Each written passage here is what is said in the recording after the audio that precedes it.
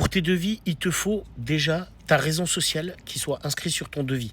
Ta raison sociale, le nom de ton entreprise, ton numéro SIRET et bien sûr ton adresse.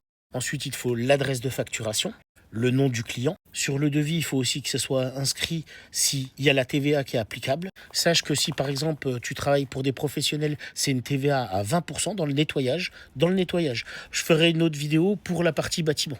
Et c'est une TVA à 10% pour le particulier. Il y a des conditions à respecter. Par exemple, le logement il a plus de 2 ans. Et bien sûr, si tu fournis le matériel et les produits.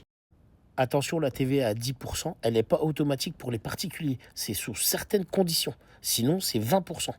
Dessus, il faut que tu marques aussi la fréquence de passage, si c'est un nettoyage hebdomadaire, journalier, etc. Le prix hors taxe ou TTC en fonction de ta TVA, si elle est applicable ou pas. Pour te sécuriser dans ton devis, tu marques comme quoi que le contrat il est valable pendant tant de temps, la période. Il est renouvelable par tacite reproduction, par exemple, qui doit être dénoncé par lettre recommandée ou bien par mail, à date anniversaire, avec un préavis de X jours, ou bien X mois. Bien sûr, à ça, tu joins tes conditions générales de vente et tu mets aussi dans le devis tes conditions de paiement. Si c'est paiement en chèque, en espèces, en virement, tu marques les pénalités de retard en cas de non-paiement.